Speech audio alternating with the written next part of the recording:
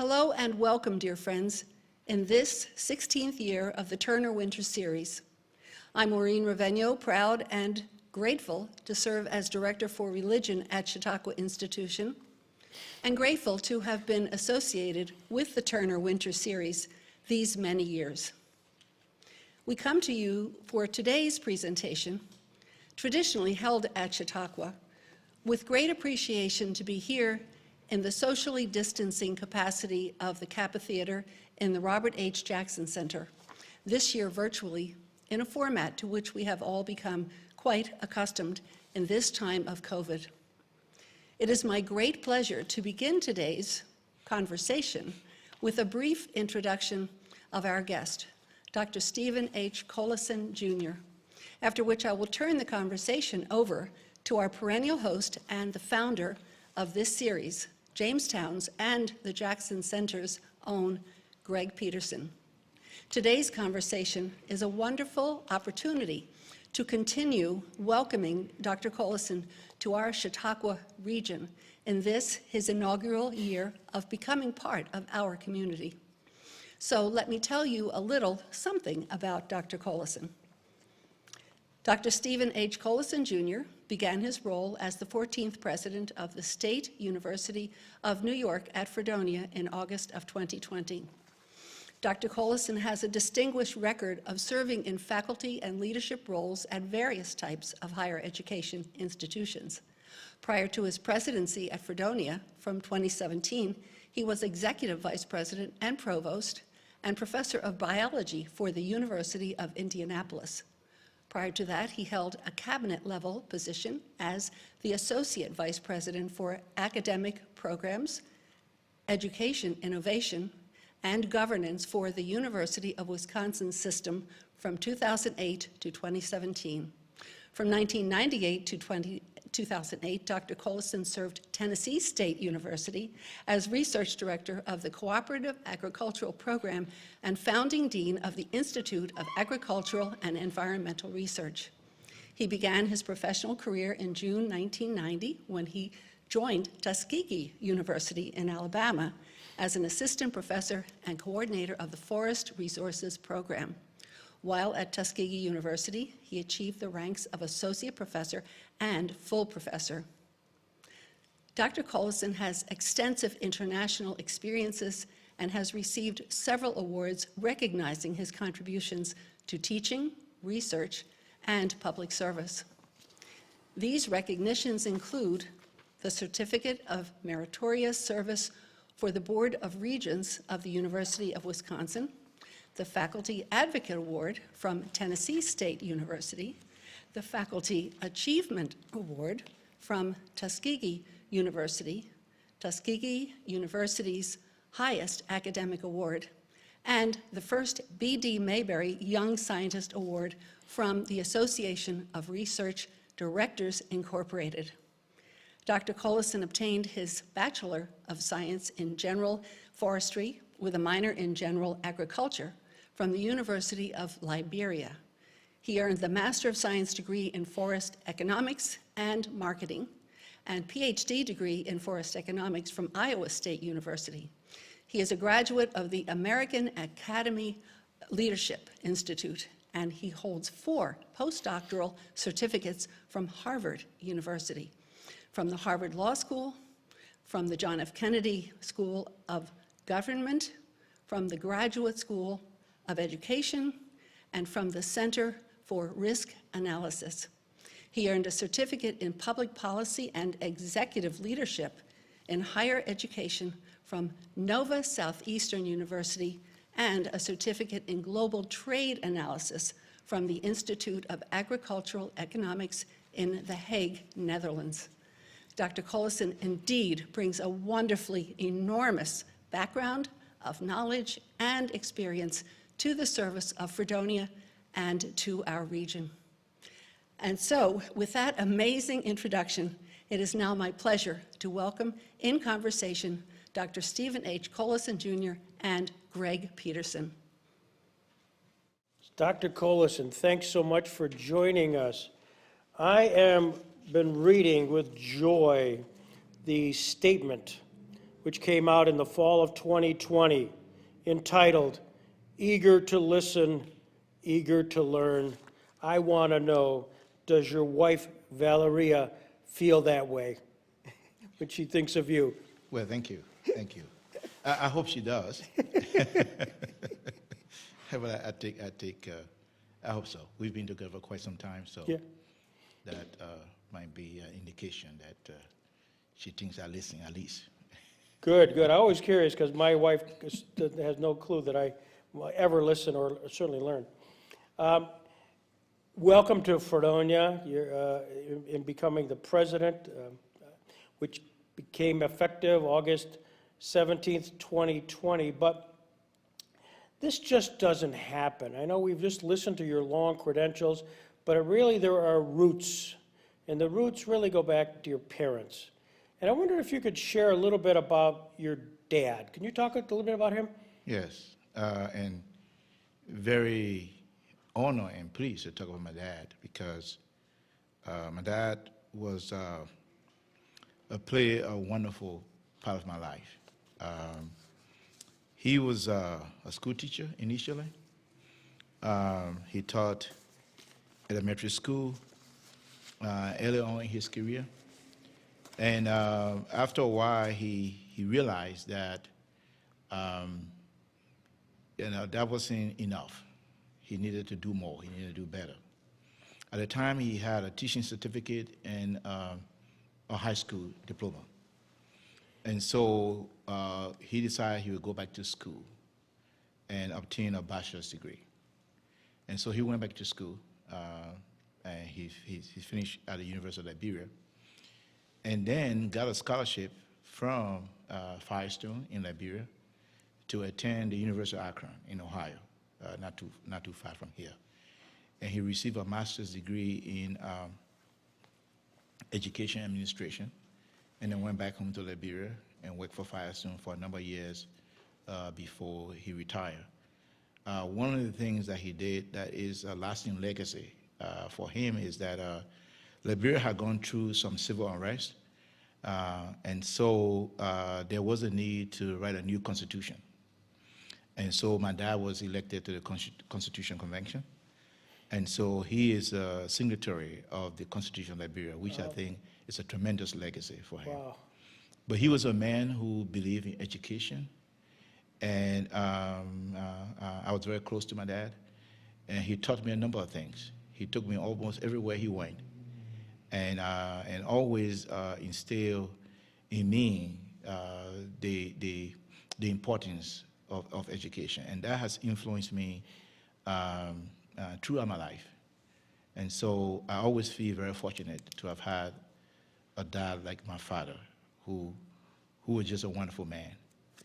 And during the war, or after the war, he immigrated to the United States. He came back to the United States, and he went back to teaching.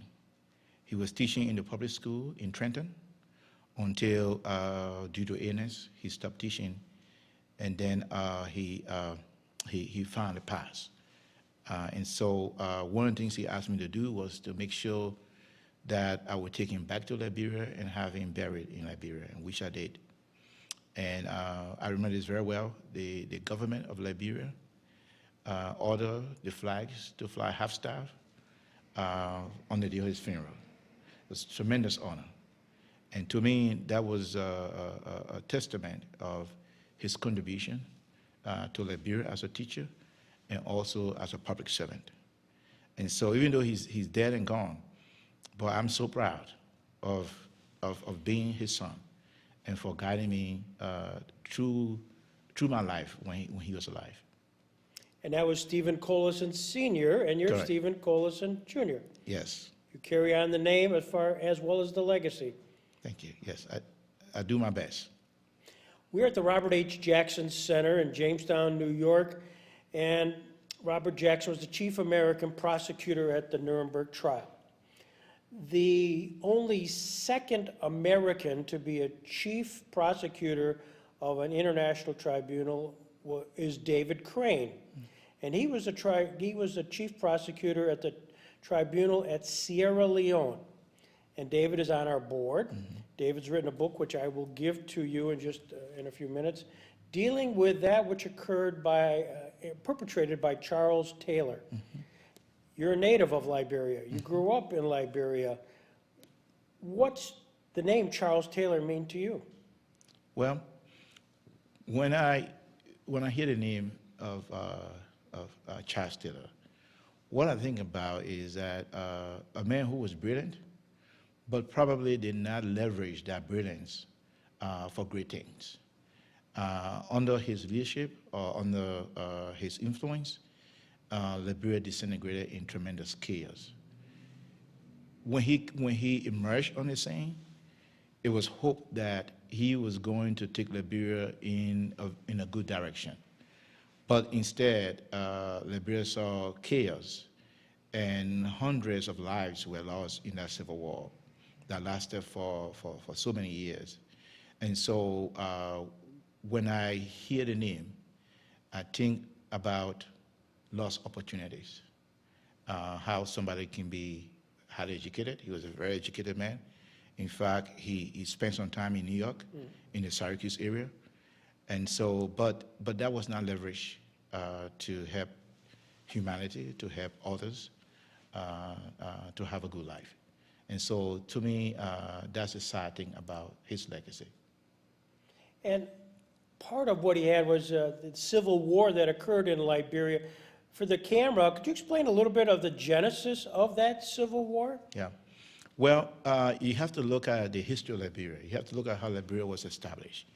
Liberia was established in the 1820s as a place for free slaves from the United States. And so between 1820 and 1847, it was some sort of a protectorate of the United States. And then in 1847, it declared its independence to be a country on its own. And even if you look at the capital city of Liberia, which is Monrovia, was named after the 5th President of the United States, James Monroe. The flag of Liberia looks just like the flag of the United States. It has only one star. At the time, it was the only independent country in Africa. That was what that one star symbolized at the time. And it's in red, white, and blue. English is the official language. The US dollar was the official currency of Liberia until the Civil War. Schools were taught modeling the US form of education. The branches of government all resembles what we have in the United States, the branches of government. And so you have that historic piece of Liberia in the United States. And so from 1847 until around the 70s and so on, it was a very stable country. It was considered one of the most stable countries in Africa. There were elections. Elections were held regularly, and people were elected. And so then we had a military takeover in 1980, and that started the destabilization of Liberia. So this was a coup that took place. At the time, I was a student at the University of Liberia, in very close proximity of where the coup took place. You have to look at it. There's a place in Monrovia called Capitol Hill, like we have Capitol Hill here. On Capitol Hill, you have the Supreme Court, you have the legislature, and then you have the executive mansions, which would be like our White House, all in that area. And then right next door is the campus of the University of Liberia. So I was a student at the University of Liberia when the coup took place. It was very brutal, very bloody, and the president at the time was executed in the coup. And then all cabinet officials were all arrested, including the Chief Justice of the Supreme Court. All of these folks were arrested, tried, and executed. So it's a very bloody coup. And so the Constitution was suspended, and everything was now by military decree. And so that set the stage for all of this. And then there was an effort to have the military return to the barracks. And so it was set that the military would return to the barracks. This is around 1980, 86. But what happened was the head of state, the military leader, decided that he would resign from the military and he would put on a civilian suit and then he would run for the presidency. And that's what he did. He said, I'm no longer military, I'm now civilian, I'm going to run for president. And he did. Of course, it was reported that he got just 51% of the vote. And so he became president. Of course, then that created a lot of issues. There were people who felt it was not done fairly, and so the destabilization began. And there were issues every now and then. There was clashes every now and then it blew up into a full-fledged civil war. And that civil war lasted for so many years. In the end, the head of state, who was Samuel Doe, ended up being arrested and also executed. And then there was this long process of trying to have reconciliation and for Liberia to return back to civilian rule. And so that is how the whole thing started. Once you know, democracy can be very fragile. As soon as you lose some stability, you don't know where it's going to end. And for Liberia, it's very unfortunate. And as a result of that war, Liberia, as far as its economic growth and where it's to in the world, was probably thrown back by maybe 50 to 75 years. Infrastructure was destroyed. Hospitals, institutions were all set back for many years. It's going to take a number of years before Liberia can fully recover from those almost 20 years of civil unrest. So that is in a nutshell. It's a long story, but you know. And Charles Taylor enters the scene when? Charles Taylor entered the scene about 1987. He, at the time, became a rebel leader. He was leading a group of opposition forces that began in somewhere in Burkina Faso and then crossed to Cote d'Ivoire and then crossed into the border with Liberia. Their intention was to invade and then seize power. And to some extent, they succeeded in many ways. They were able to push the Liberian army all the way to the capital, and they have succeeded in taking most of the territories in Liberia. And so pretty much he had almost two governments at a time. He had the government of Doe, and he also had the government of Charles Taylor. And in the end, when Doe was killed, and so of course Charles Taylor claimed that he was the one that was going to be the head of state. Well, there was some intervention by international community and others, and so an election was held. And of course, Charles Taylor won the election, and he became president. But his regime saw still a lot of destabilization, and in the end, it was negotiated that he should leave the presidency and go into exile. And so there were some African countries that brokered that arrangement, and Charles Taylor left Liberia. I was watching TV. At the time, I was here in the United States. On the day that Charles Taylor arrived at the airport to be flown to Nigeria to go into exile.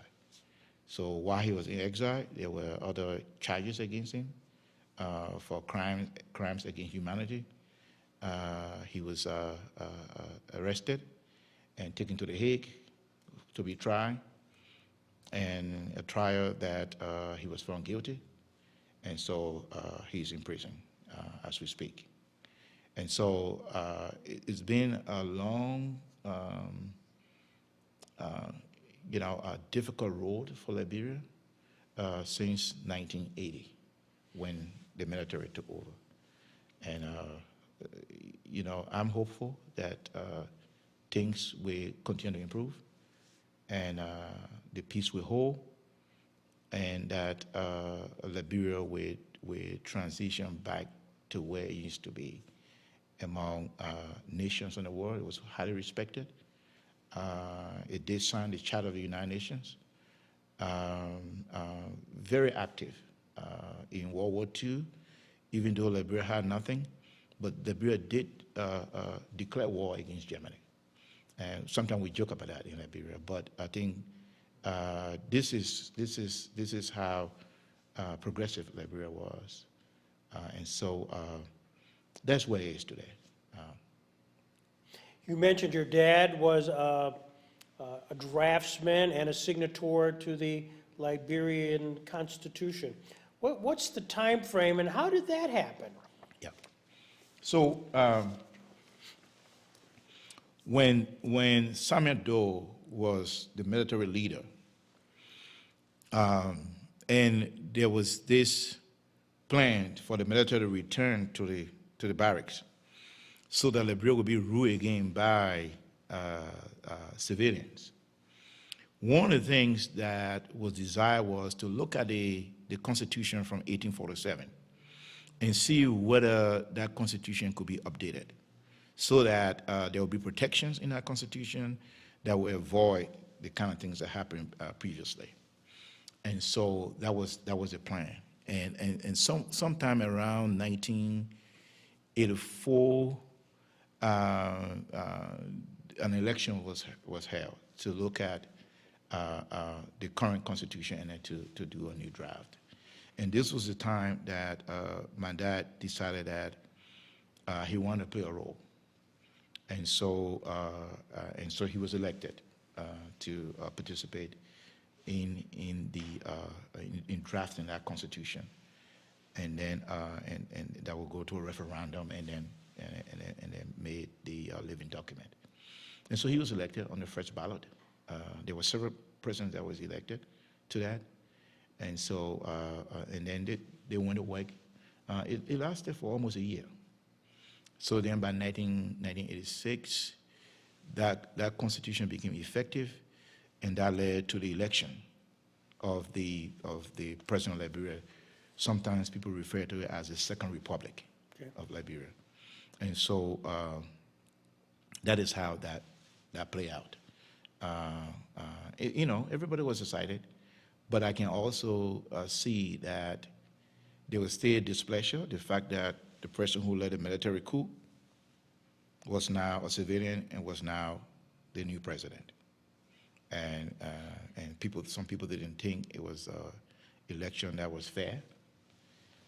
But nevertheless, he was now the legitimate president of Liberia, and that constitution then became the law of the land, and was for example, the provisions of the old constitution was elections were to be held every 4 years.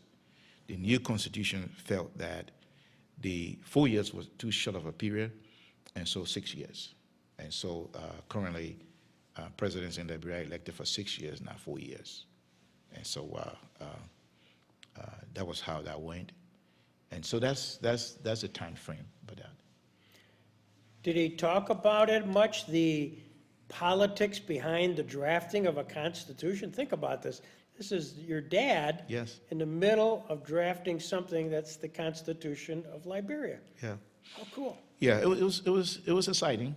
There were many times he shared some things with me, and so. But then I wasn't there when it ended, because I left Liberia around in May of 1984. But the work was going on at that time, and so I didn't stay until it was all done. But I still remember the times they used to go. It's almost like going to a camp, and he would be gone for a week, and then he'll be back on the weekend, and they would go to this location. It was in the middle of the country, and they would spend the whole week, and they would work on this document, and on the weekend he would come home, and sometimes we'd talk about it, and sometimes he would tell me some jokes. He made a lot of friends at the time too, and he also then introduced me to a number of his friends that were on the on that Constitution Convention Committee, and so it was really nice. And so I had almost a front seat to knowing just what was being discussed, what were the arguments, and what was being advocated for. And that was not new as far as my dad and myself, our relationship. he was very open with sharing things with me. And that was how I learned a lot. When he was a student at the University of Liberia, on Saturdays and Sundays, I would go with him to the library. I was very young then, and I would sit by him, and he would study, and I would study as well. And then he would take a break, and he would try to help me with my reading, and he would try to help me with my math. And then after our studies, then we walk home. And so he was always teaching, and I was always experiencing something new about him, and I was always learning something new from him. And so even when he got all the way up to this constitutional level, that wasn't strange that he would come home and he would say to me, S.O., that's how he called me. He said, S.O., this was an interesting week. And then he would talk with me about it, and then he would make some predictions. He said, I think but this is how it's going to go. And so it was a fascinating time for me, and it's just wonderful. You did have a ringside seat, and then, of course, ultimately you go to the University of Liberia. And you were mentioning a little bit earlier, and I'd like to get you more of an impression, that while you're there, you're a student. You're within shouting distance, literally, of the civil war that's going on. Mm-hmm. How did you as a student and your fellow students, did you feel you wanted to get involved in the politics of what was going on each side, or were you pretty much spectators of that? Before the coup, students at the University of Liberia were very much engaged politically. We had student government associations, and the students pay attention, close attention to what was happening in the government. So there were always some sort of a political activity that was happening on the campus. It was not uncommon for the student leadership to issue some sort of a letter of critique against the government. It was not uncommon. That would happen from time to time, depending on what the subject matter was. But on this day, we were all taken by surprise. I was in my dorm room, and then we heard the gun sounds. And of course, it was frightening. And so many of us got off our beds and lie on the floor. Because, you could have a stray bullet to come into the window and so on. So, I was on the floor that night. It was early morning, actually, because it happened a little after midnight until in the morning. And in the morning, we stepped out. That's when we realized just how serious this was. But by that time, the president had been killed. And there was a decree that pretty much suspended the Constitution, and student government associations on campuses, those were all also suspended. And, we were all warned that we needed to conduct ourselves accordingly if you didn't want to get into trouble or you didn't want to get arrested. And there were a few times when I was a student where the soldiers actually came on the campus and arrested a few persons to set up an example. There was a time a bunch of student leaders were all arrested and taken over to the barracks, and there was a tribunal that was set up. They were all tried and then found guilty and sentenced to death. And this was a time that everyone realized that this is a different time in Liberia. You're going to have to be very careful. But anyway, there were a lot of appeals from foreign countries and a lot of appeals from church leaders to the head of state that this would not be a good thing to do if these students were executed. And so the day before, they were sentenced to be executed on a Friday. And so on the Thursday afternoon, Doe, at the time, head of state, went on national television and national radio and announced that he was going to grant amnesty. He was going to grant forgiveness to the students. And then said to the parents and to everyone, you can go and pick up your sons and daughters. And the campus erupted. And so classes were out, and people got together and marched to the barracks to meet these students. It was something to see. My gosh. And after that,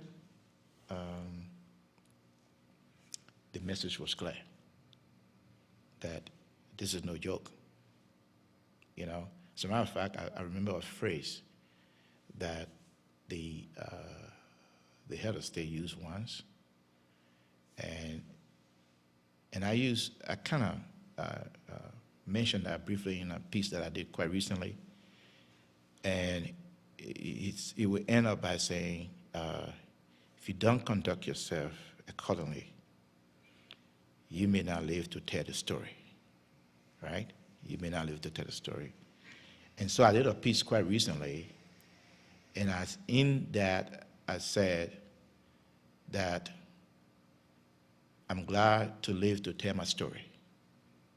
But that was the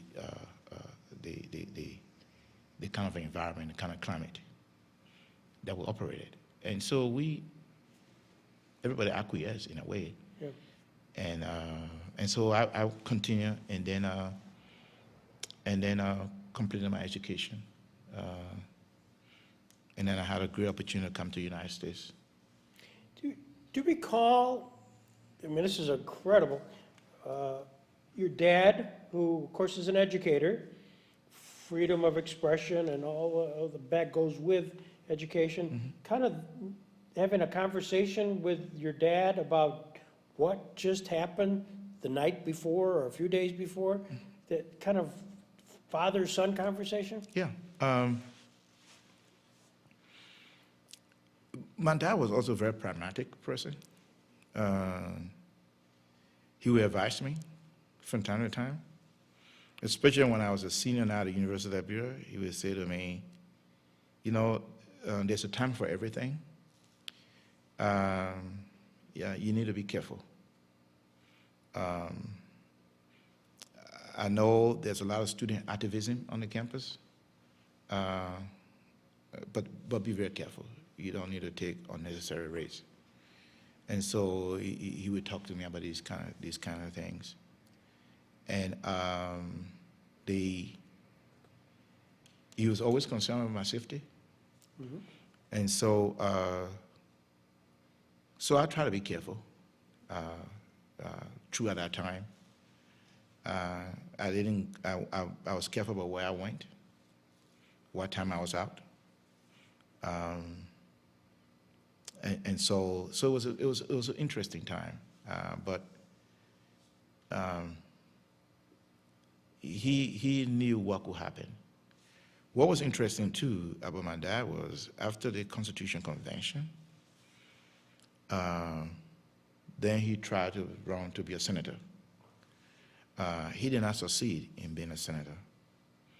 And then a year later, he was appointed as the Deputy Secretary of Labor for about a couple of years. And then the Civil War actually got very serious. And so he was arrested during that time by there was another faction that arrested him, and then he was tried. And so fortunately for him, after he was tried, the rebel leader for that particular faction decided that he's an old guy. We're just going to leave him alone.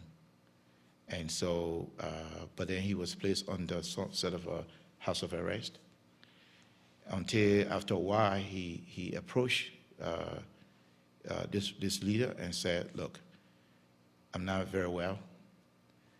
If you could release me, I'd like to be able to go to America and get treatment. He was diabetic, and get treatment for my diabetes. And the guy said, okay, I don't think you're going to be in any danger. And so he released my dad.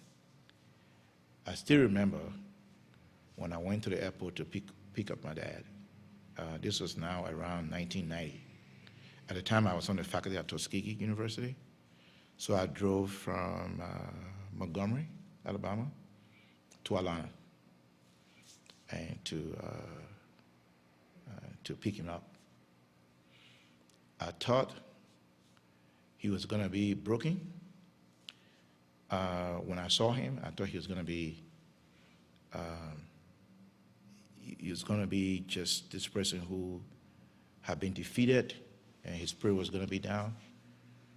Those were the days you could go into the terminal of the airport and you could go to the gate. Yeah. You remember those days? Yep.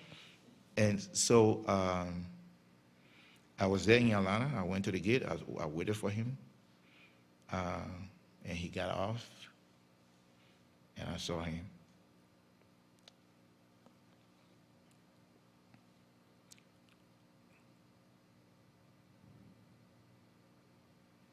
Anyway, so he gave me a big hug, and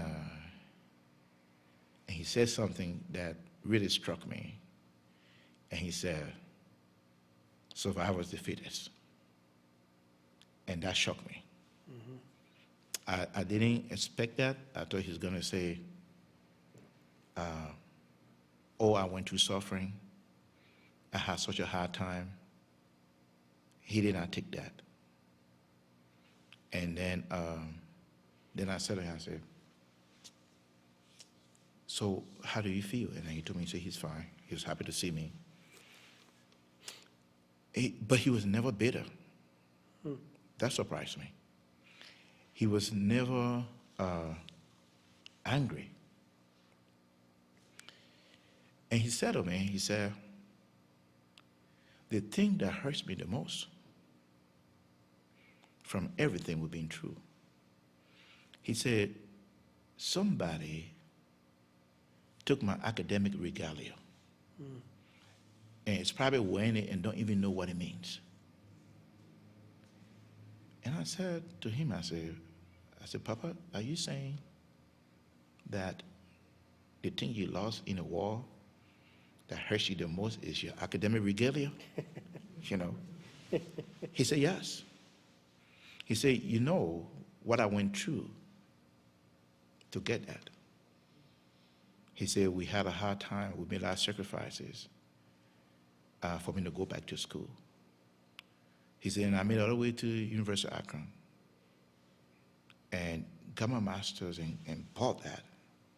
He said, I had to walk in the snow. It was cold in Akron, Ohio. And I went through all that. And I brought this regalia with me home. And somebody, some rebel, broke into the house. They took everything plus my regalia. And that's the one I hate. And I said to myself, Then it also told me just how much value that my dad attached to education. That's why it told me, and it told me, and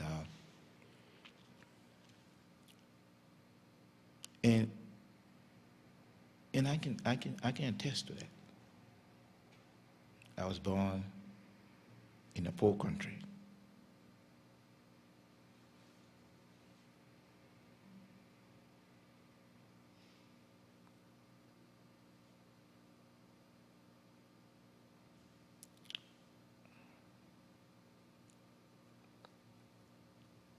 Did your mother join your dad?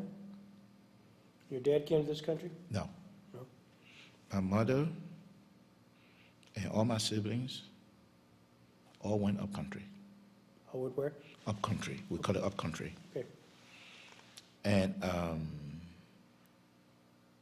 so it was a lot of sacrifice. But he knew that this is what was going to change things for us. and they did. So when he returned home, he was still working for Firestone. He then became a company executive. He was in charge of training and education for the company. And he did a lot. And so I understand the value of education. The fact that I'm in higher education as a profession is not an accident. Because I know what it does for people. And so every day I go to work, I think about that. When I think about my students, I think about that I should work very hard to help students to succeed so that their socio-economic condition also improves. Not only them, but their families and cheering the future. This is what is exciting for me in terms of what I do. I saw what happened to us when my dad had a better education. I've seen what's happening to me because of my education.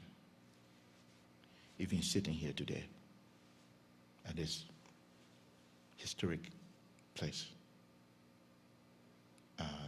that would not be happening. This is why this work that I do is important to me. I'm not even sure how to go on to the next question. It's a remarkable arc of life. You're a product of your upbringing. You're a product of Liberia. And you're a product of, obviously, your parents. I suspect we should give a little bit of time to your mother. I know she was a businesswoman. Yes. Talk about her. Yeah. So my mother, she never really had what you call formal education. But I thought she was so brilliant. She learned on her own. Of course, my dad taught her some letters and so on. But she learned how to write her own name. She learned how to read certain things. She learned some arithmetic. And she ran her own business. She was very successful as a business person. I still remember, even when my dad got broke sometimes, my mother always had something somewhere, hidden somewhere, that she could put in a pot and say, all right, I was holding this, and so on. And wonderful woman. The thing I learned from my mother was a lot of what we call in fancy language, emotional intelligence.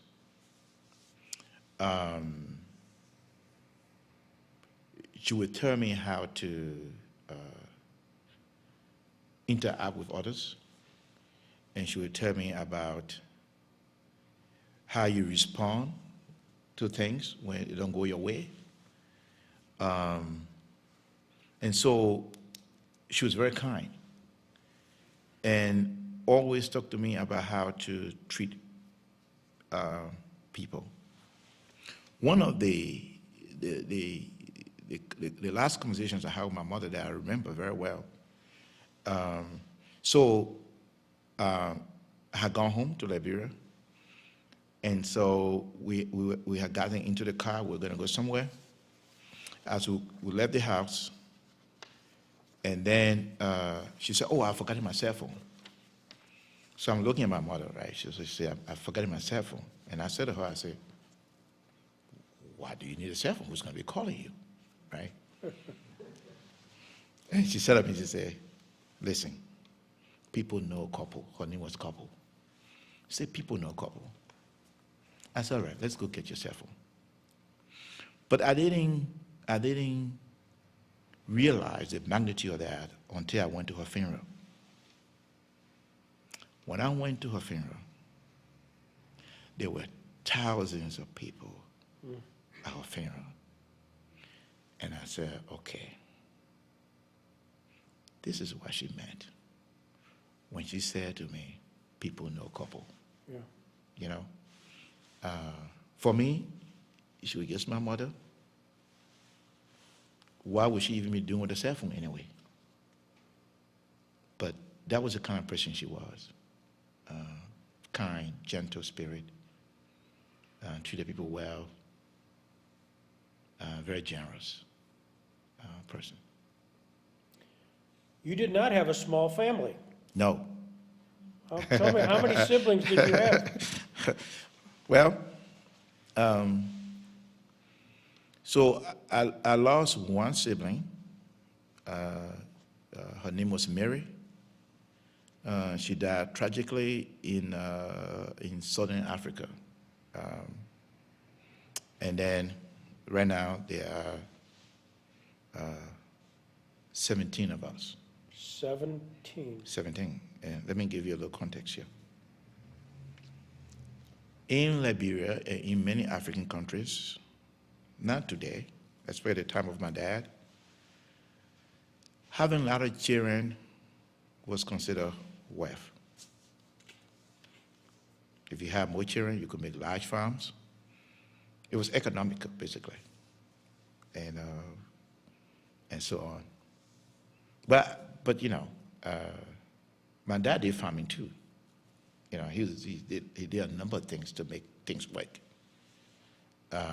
We grew cocoa, coffee, citrus, and oil palm. We were all engaged. I still remember my sister, who is a year older than myself, when we used to go to the coffee farm, and he would say, whatever you pick belongs to you. You can pick it, you can dry it, you can sell it, you can keep the money. That's your vacation job. And so we were all engaged in that. But yes, today, given the COVID regulations, I'm not sure I could be in the same place with all my siblings, right? That would be a large gathering. I guess so. Yeah, but it was not easy, you know, in a large family. You learn how to negotiate pretty quickly. You know, manipulation will not work, so it's all collaboration. So I learned how to collaborate very quickly and learn how to negotiate very quickly with my sisters, right? So, but it was, when I look back now, you know, I wouldn't trade that for anything. It's quite a... Well, obviously, you negotiated very successfully because they referred to you as the big Kolison. Yes. That was, it's a way to, it's respect, you know, in our culture in many ways. And they still call me Dad. And sometimes I'm a little bit embarrassed, but they rather call me Dad, so. Also, you would like to be called the next Mano de Bongo of Cameroon or Clarence Clemens. Why would that be? I just love the saxophone. I don't play it. I don't know how to play it. I bought a saxophone for my son who was playing.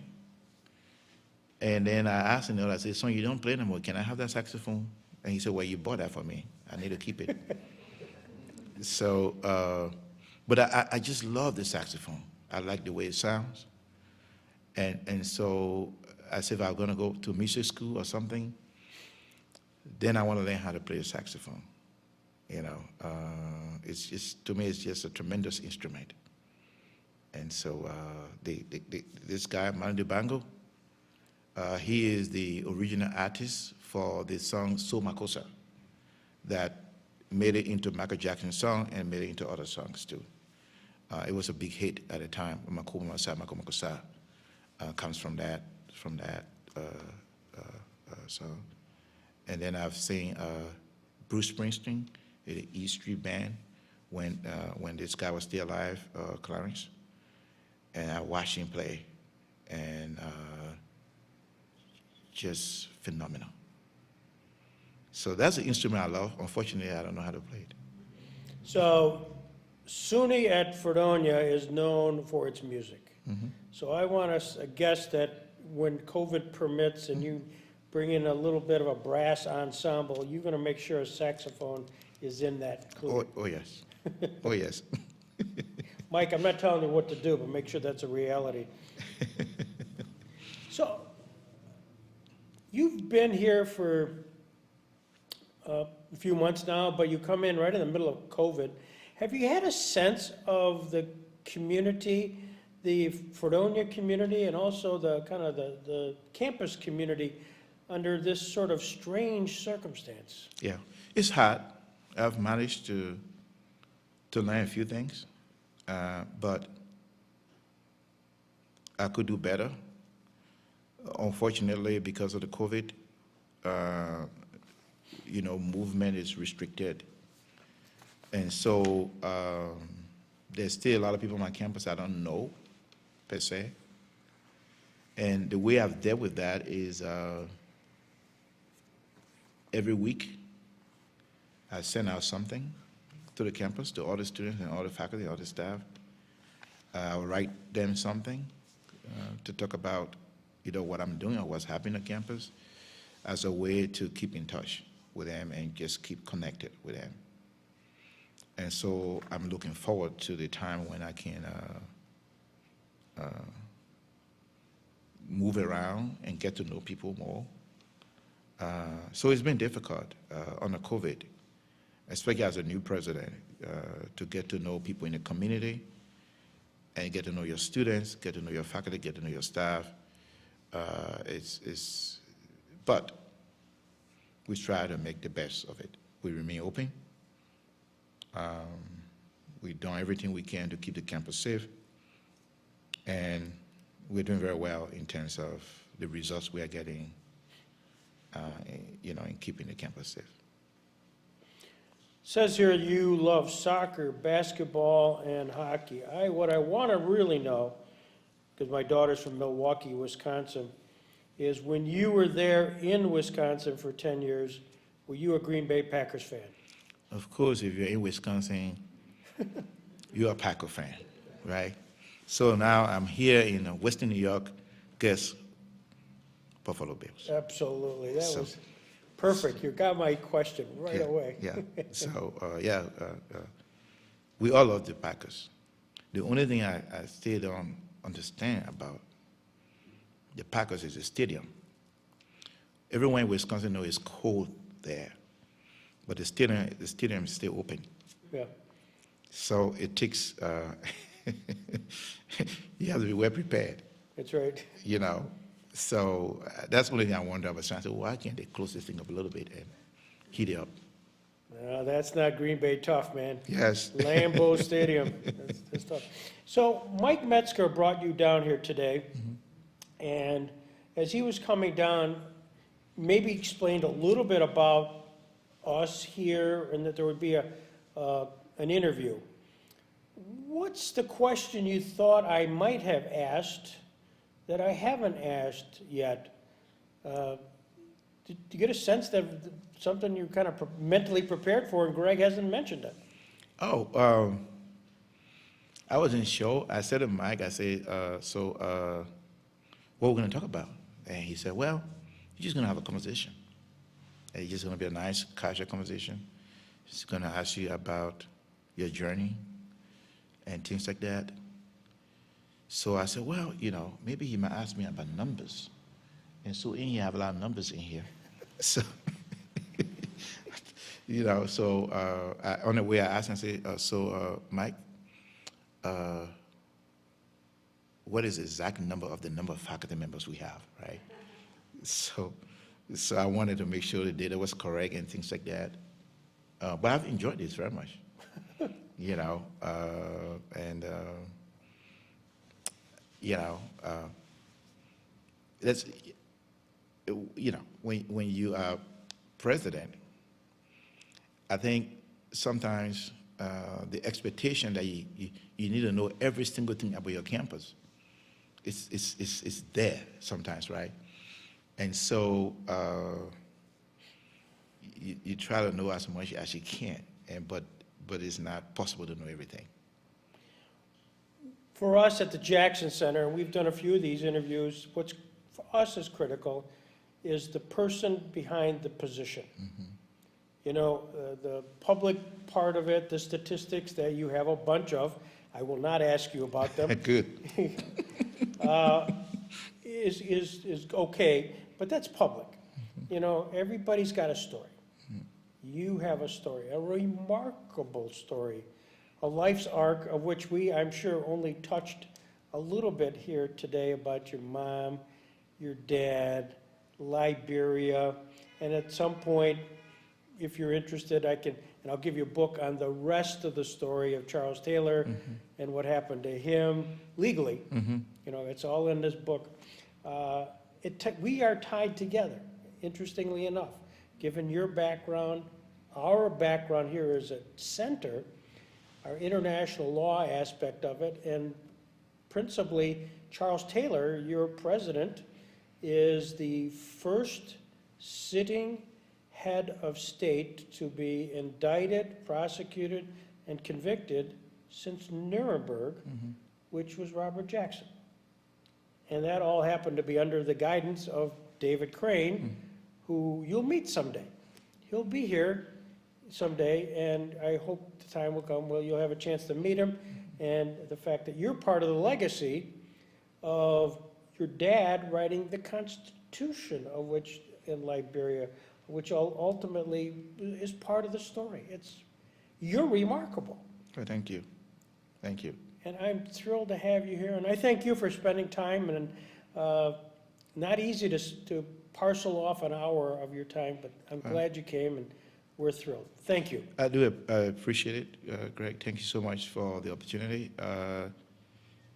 I enjoy it very much, but I can tell you there was some of it that was a little hard emotionally. It was hard because then I reflected, and so I apologize if I show emotions too much, but some things are, even though it can take years, but it stay there, so.